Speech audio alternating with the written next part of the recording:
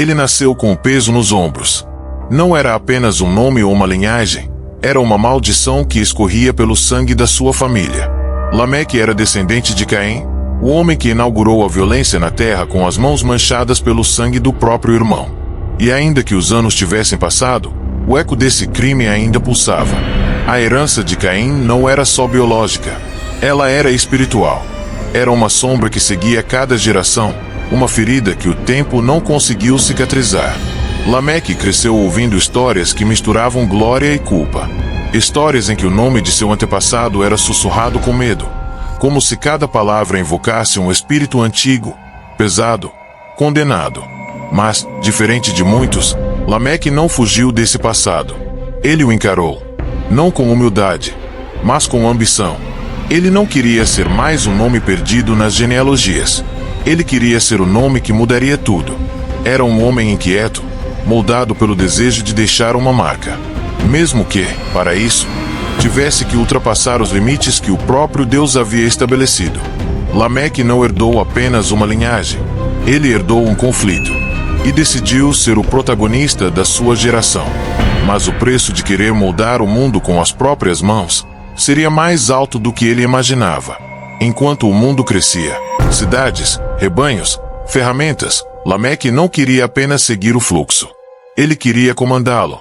Tomou 2 esposas, Ada e Zilá. Uma escolha ousada, quase profética. Ele não buscava afeto, buscava impacto.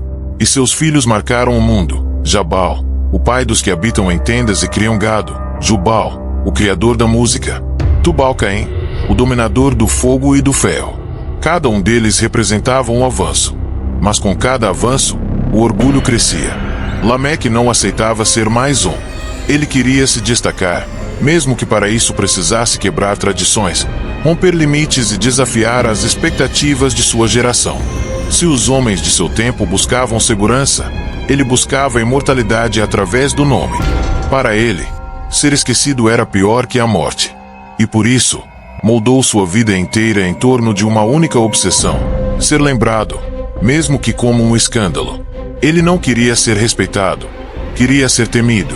E assim, sua história começou a se desviar do céu, rumando diretamente para o caos.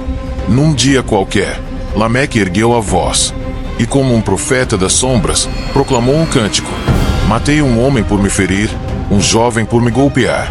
Se Caim será vingado 7 vezes, Lameque será 70 vezes 7. Era mais do que palavras. Era um manifesto, uma declaração de poder, um grito de independência diante do céu. Ninguém sabia se ele falava de um crime real ou apenas de sua própria arrogância. Mas o impacto foi profundo. Ele estava dizendo ao mundo: eu não temo Deus. Eu sou minha própria lei. Aquelas palavras, ditas com solenidade e orgulho, se espalharam como fogo entre as tribos. Não eram apenas um discurso. Eram uma ruptura com tudo o que ainda havia de sagrado. Era como se Lameque estivesse rasgando os últimos fios que ligavam sua geração ao Criador. O cântico se tornou um símbolo, um marco daquilo que o homem se tornaria sem arrependimento. E o mais inquietante é que muitos o aplaudiram.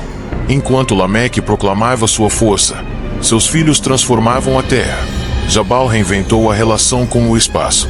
Ele não apenas criava rebanhos, ele estabelecia estruturas, sistemas, comunidades nômades que pareciam civilizações em movimento. Jubal dava forma ao invisível, transformava emoções em melodias e fazia da arte um novo idioma da alma. A música não apenas embalava, ela manipulava. Tubal-Caim ia além do que os olhos podiam ver. Em suas mãos, o metal ganhava vida. O fogo lhe obedecia. As ferramentas que ele moldava eram sementes de revoluções, mas também de guerras. Os 3 eram gênios de sua época, mas havia algo sutil por trás de tanta genialidade. Um espírito de autossuficiência. Uma confiança desmedida na própria capacidade humana. Eles estavam moldando o mundo, mas estavam moldando sem Deus. E toda criação sem um propósito maior está sempre a um passo de se tornar destruição. Por fora, tudo parecia um avanço sem precedentes. As ferramentas brilhavam. A música encantava. As tendas se multiplicavam. Mas algo estava silenciosamente desmoronando por dentro. O coração do homem estava se enchendo de si mesmo.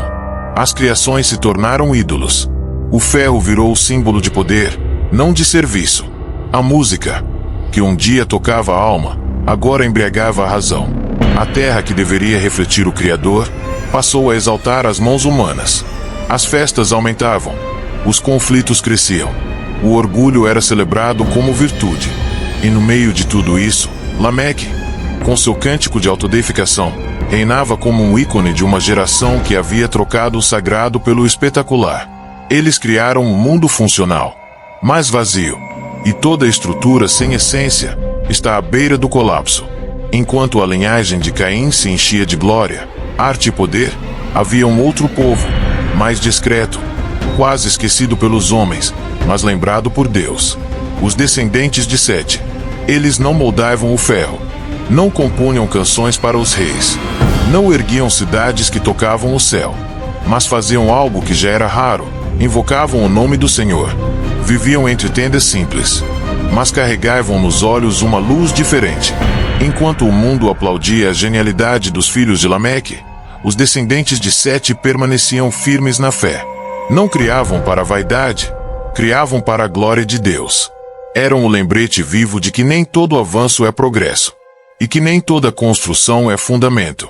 Enquanto uma linhagem se afastava, a outra se ajoelhava. O céu estava em silêncio, mas a terra já não aguentava mais. As colinas guardavam rumores. Os ventos sopravam diferente. A natureza, antes fértil e dócil, agora parecia inquieta. Algo estava vindo. Mas os homens estavam ocupados demais celebrando suas conquistas. Brindavam com orgulho. Construíam como se fossem eternos. Viviam como se fossem deuses.